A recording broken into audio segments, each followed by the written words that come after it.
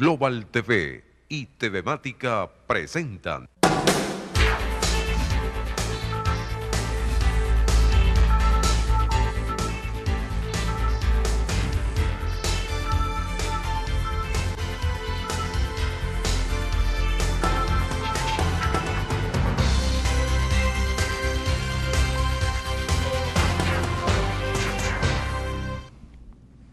Amigos, bienvenidos, ya listos para iniciar juntos una nueva semana. Bueno, el país sigue en esta controversia donde la política juega un papel muy importante.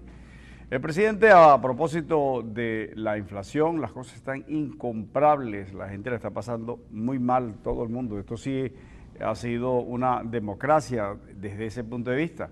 Democratizaron la miseria, el hambre, la pobreza. No, ya esa clase media pujante, los profesionales capaces de crear sus propias iniciativas, los emprendedores, eso la están pasando muy mal. No hay quien escape de este trapiche devorador donde la gente sale hecha pedazos, la cosa complicada. Así que, bueno, ¿qué podemos decir? Esperar que la expectativa que el presidente Maduro ha ofrecido que hoy, con medidas, dirá que cómo va a abatir la inflación, el costo de la vida, y que va a aplicar nuevas medidas. ¿Cuáles medidas? Coercitivas. ¿Hasta cuándo los métodos de persecución policial detrás de comerciantes, etcétera? No se trata de eso, señores, y realmente es asombroso que no haya economistas donde la ciencia económica se imponga, economistas que aún estando en el gobierno, aún pasando por cualquier escuela de izquierda, hay una sola forma de producir bienes y servicios, de que existan bienes y servicios. Hay una sola forma de que estos bienes y servicios no suban de precio disparándose. Hay una sola manera de abastecer los mercados y tiene que ver con producción y productividad.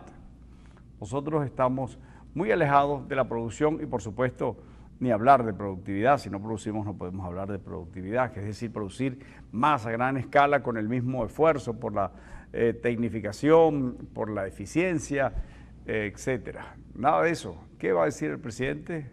¿Anunciará otro aumento de sueldos? ¿Para qué sirven los aumentos generales de sueldos? Sino para convertirse en un látigo que lacera la espalda desnuda, ya maltrecha de un pueblo que no aguanta más y más, porque ¿cuántos están en nóminas? Vamos a hablar solo de ese aspecto. Cada vez menos gente está en la nómina formal, a pesar de que han condenado al sector de la producción a que tiene que, cuando contrata a alguien, ese trabajador casi es eterno y el empleador tiene que rogarle para que trabaje o para que haga las cosas más o menos, o al final arreglarse para que, aun cometiendo actos delictivos, pueda irse de la empresa. Entonces, eso hace que, por supuesto, se aleje mucho la posibilidad de que la gente quiera tener una empresa, quiera hacer inversiones, quiera, en el caso que la tenga, crecer, porque no quiere tener más problemas. Cada trabajador, en lugar de ser un aliado para la producción, se convierte con estos elementos que son muy mal interpretados en una verdadera barrera que ataje el progreso y el desarrollo. En consecuencia, ese propio trabajador es afectado.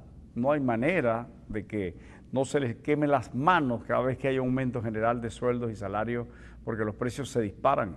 Y se disparan porque no hay suficiente producción en las áreas donde tenemos alguna presencia. Pero échale cabeza, ¿dónde producimos? No hay caraotas negras, que la caraota, ustedes recuerdan, en la Cuarta República decían sardinas, caraotas, eso es un símbolo de pobreza. Si los pobres andan a comer caraota y andan a comer sardina, decían.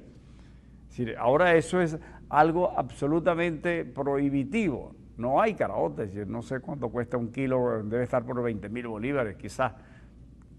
Y no, ¿por qué no la producimos? Las caraotas nuestras se producían en nuestro campo, con las manos laboriosas de nuestros campesinos.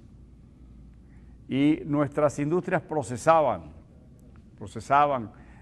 materias primas del área agrícola, pecuaria, y teníamos entonces presencia de alimentos. Aquí teníamos quesos de distintos tipos, se llegó incluso a generar ya ciertas calidades de quesos madurados con buenos niveles, competitivos. Es que el venezolano ha sido un gran emprendedor. Aquí pasamos a ser incluso productores de uva. Eso en ese momento ahora aparece como algo normal, pero en aquel entonces parecía como algo exagerado, como un asunto exótico, planteado como una iniciativa de unos locos zulianos allá en el municipio Mara. Y hoy esos productores, su herencia ha quedado para abastecer, quizás, no sé si seguirá, porque hay tantos factores contrarios, la mesa del venezolano de esa llamada uva de mesa. Y bueno, ha habido muchísimas iniciativas, pero cada una de ellas es perseguida porque aparece entonces unos señores burócratas que son capaces de interpretar a su modo, porque son agentes de la perversión, representan un Estado que no está a favor de la colectividad, sino es un enfoque ni siquiera colectivista, tiene que ver con un partido, tiene que ver con una ideología que está suscrita muy sucintamente a aspectos que tienen que ver más con el uso personal, el usufructo de esas oportunidades en lugar de multiplicar oportunidades para los demás y así ir creando riqueza, que es la manera de salir de la pobreza. Entonces, así estamos, señores. Este es el escenario, veremos qué dice el presidente Maduro, cómo se las ingenia. Ojalá que nos dijera, señores, vamos a desmontar el control cambiario.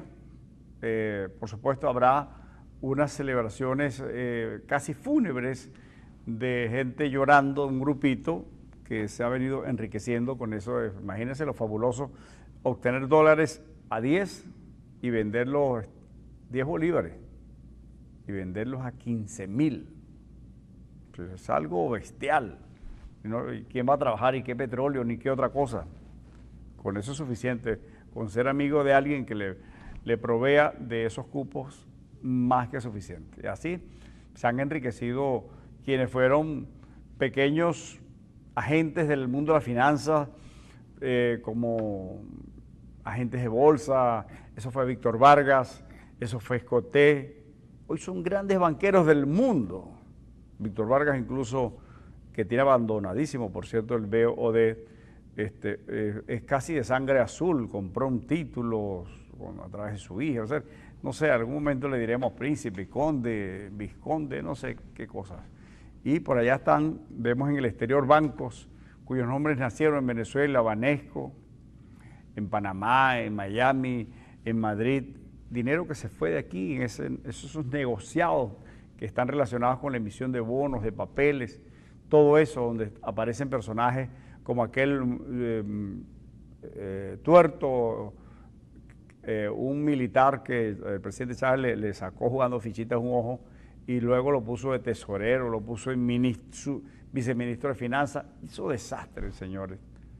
Alejandro Hernández se llama. Andrade. Alejandro Andrade, sí. Bueno, su hijo es campeón de equitación en los Estados Unidos, en Wellington, que es un escenario solo para ricos del mundo. Bueno, ese muchacho nacido en un barrio pobre ahora es un supermillonario, igual que las familias de esos nombres que eran discretos del pueblo, en Barinas, de aquellos tipos que fueron sargentos y luego la prodigiosidad de la magia los convirtió hasta en generales. Y no solo eso, no es el título, es que son dueños de recursos inmensos y sus hijos están en Europa. Por cierto, a propósito de esos crash, que no vamos a comentar nada al respecto, acaba de encontrarse un venezolano, a Jorge Rodríguez, con sus hijos, su familia, que recuerdan que hubo un video por ahí donde la hija la acosaron allá en Australia, estudiando en una importante universidad de Australia. Ahora se mudaron para México, pero bueno, ¿cómo hacer para escapar de la mirada de tantos venezolanos? Porque antes, bueno, encontrarse un venezolano era una cuestión así como muy fortuita, salvo en algunos lugares es que se habían agrupado venezolanos, pero ahora no están en todas partes. Ayer hablaba con un amigo oftalmólogo que está en Riad, imagínense, en Arabia, y así hay varios amigos médicos, ingenieros, que están en los países árabes.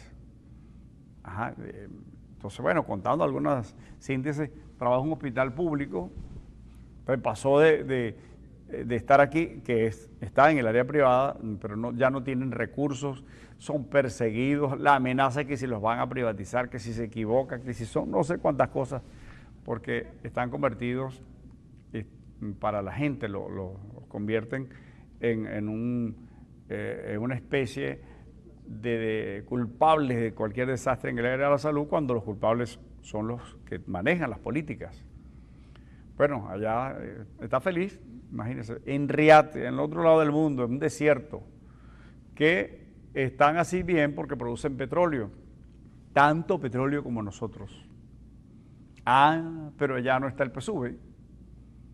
Sí, allá es eso.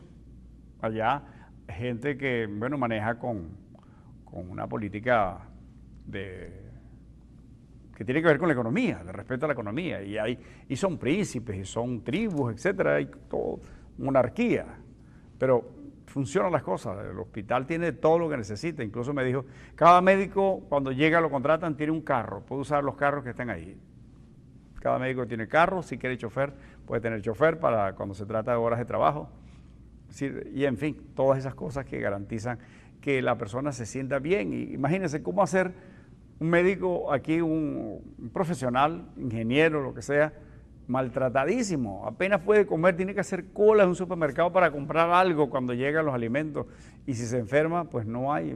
Todo eso significa pues un desgaste total, la pérdida de la calidad de vida.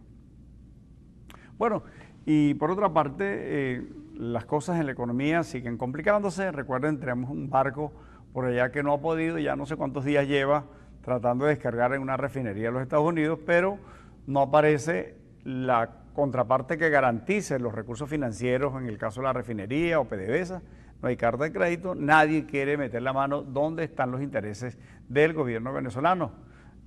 Lamentablemente ese no es el gobierno, eso es, diríamos que es nuestro teóricamente, porque alguien decía una vez, no, es que llegaron gotas de petróleo al pueblo.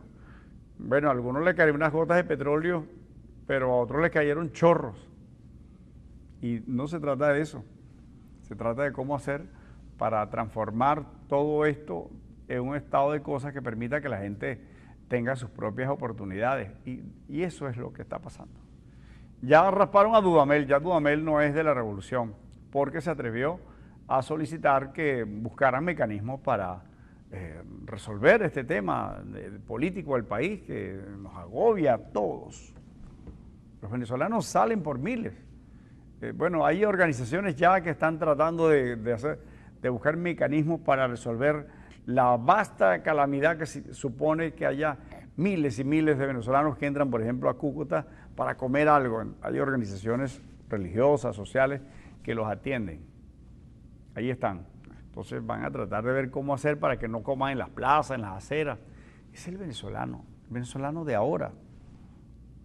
El venezolano que aparece en escena luego de unos ingentes recursos, inconmensurables recursos, es decir, como aquellos que obtuvo Arabia Saudita o cualquier país petrolero del mundo, y están muy bien. Noruega, que tiene infinitamente menos que nosotros, está muy bien. Ah, pero no tenían el PSUV. Sí, esa es la diferencia, son enfoques. Sí, el tema es, y no se trata solo de eso, esas mañas tenemos que tratar de erradicarlas, porque cuando buscamos lo que ocurre en todos estos países donde, bueno, son pobres no porque no tienen petróleo, sino porque tienen una gente que se instala en el manejo del Estado y se convierten en políticos activos para robar. Ese es el problema. Es un tema que va desde el Río Grande hasta la Patagonia. Hemos visto pues todas las acusaciones que hay contra el nuevo presidente de México, Nieto, pero lo hubo contra otros, Salinas de Gortari, los escándalos en el PRI, todas esas cosas terribles que ocurrieron en México y que tienen a esa sociedad sumida en una situación de enormes contrastes. México, por ejemplo, tiene un tipo muy rico, Carlos Slim, pero tiene los más pobres del mundo, están allí. Bueno, ya nosotros competimos con éxito en esto de la pobreza extrema, amplia en muchas partes.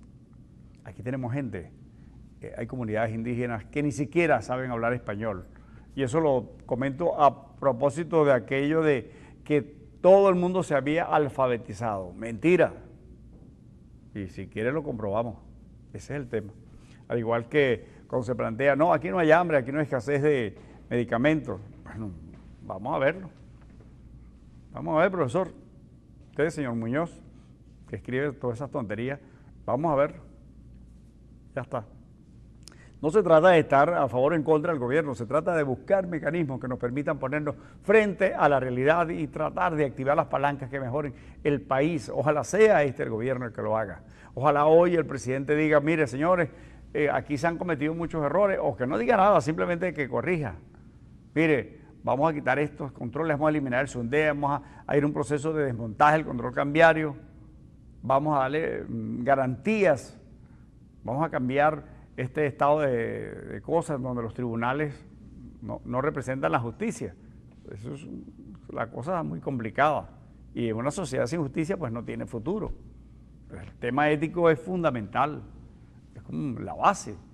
A partir de ahí se puede construir el resto, con solidez, con fortaleza, para sostenerse por largo tiempo, pero si no tiene buenas bases, no, pueden hacer todo eso, pero al final resultarán una especie de castillos de cartón. Cualquier brisa los va a derrumbar. Y quizás sea lo que pasó en Venezuela.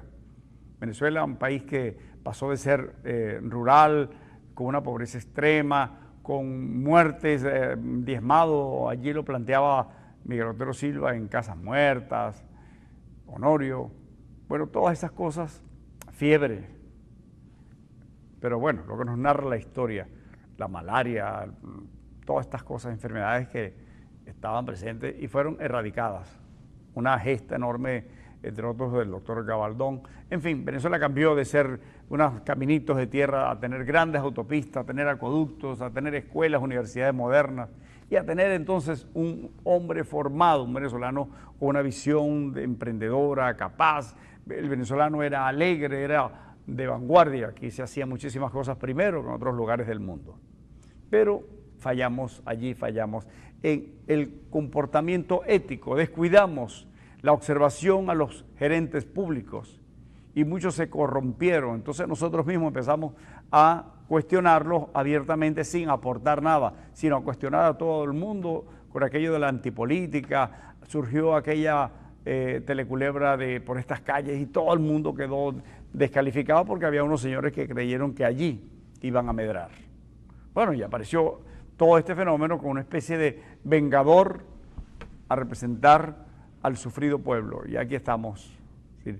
Aquel pueblo que sufría porque apenas comía sardina 3 veces a la semana y a veces 2 veces apenas pollo y una vez carne y apenas se podía comer un plátano al día y las arepitas tenía que tenerlas ahí reguladas. Ahora no tiene nada de eso. Aquel cuento de la perrarina es pura mentira, eso nunca ocurrió, y ustedes lo saben. Y entonces había que ir a la bodeguita a echarse el fiado y el señor iba anotando en un cartoncito la deuda de los vecinos y los vecinos pagaban. Y los muchachitos reclamaban la ñapa. Esa era la Venezuela coloquial, la Venezuela que vivimos. Con todas esas cosas que nosotros veíamos críticamente, nosotros lo hicimos como periodistas en su momento, criticando cómo en algunas instituciones cometían errores los hombres. Bueno, y llegamos a esto, pero caramba, es que si no corregimos, y aquí hay un cambio, pero no se cambia la actitud, la ética, no estamos presentes para que aquí no haya un administrador de la cosa pública que crea que eso es de él, que crea que tiene derecho a poner a su esposa en la alcaldía, en la gobernación, o a su hijo que sea el próximo príncipe, porque esto no es una monarquía. Esto hay que terminarlo una vez por todo, el nepotismo, todas estas cosas son vicios terribles que carcomen las posibilidades del desarrollo cierto, serio, de una sociedad que no merece estar como está Venezuela, donde los venezolanos mejores, los jóvenes, se van, y el que no se va es porque no ha podido. Mañana nos vemos. Chao.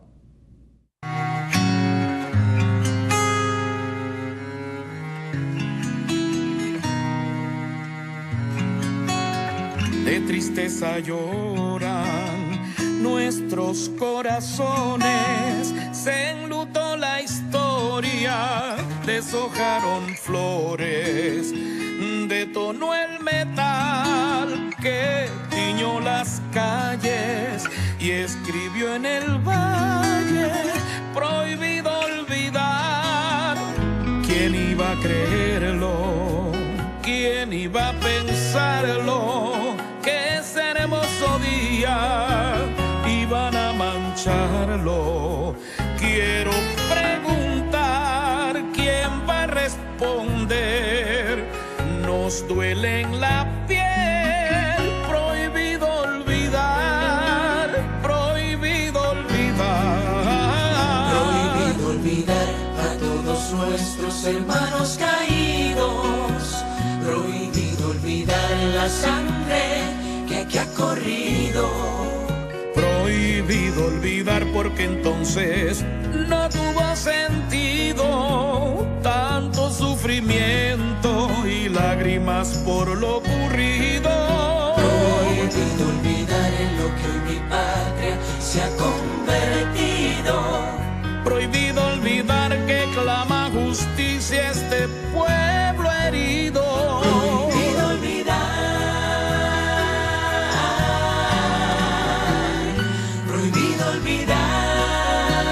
Prohibido olvidar que la guerra es mala y buscar la paz tiene más sentido. Prohibido olvidar.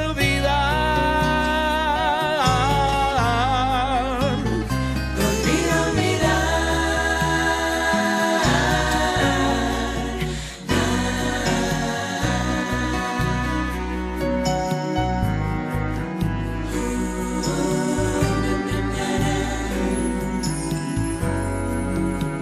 La patria está herida, herida de muerte, llora la partida de hijos valientes. Momento fatal, ¿quién nos los devuelve? Qué dolor se siente, prohibido olvidar. Aquí está este canto, más que canto un ruego, porque los hermanos no nos enfrentemos. Vamos a buscar la paz de este pueblo. Unidos de nuevo se puede lograr. Prohibido olvidar. Prohibido olvidar a todos nuestros hermanos caídos. Prohibido olvidar la sangre que aquí ha corrido. Prohibido olvidar, porque entonces no tuvo sentido tanto sufrimiento y lágrimas por lo ocurrido. Prohibido olvidar en lo que hoy mi patria se ha convertido. Prohibido olvidar que clama justicia este pueblo herido. Prohibido olvidar. Prohibido olvidar. Prohibido olvidar. Prohibido olvidar que la guerra es mala y buscar la paz tiene más sentido. Prohibido olvidar.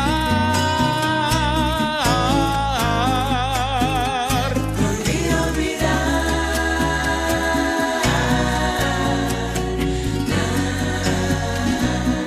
Señor, danos la paz, no como la da el mundo, sino como tú la das. Ayúdanos a curar nuestras heridas, difíciles de ignorar, difíciles de sanar. Por eso, la esencia de este canto, prohibido olvidar.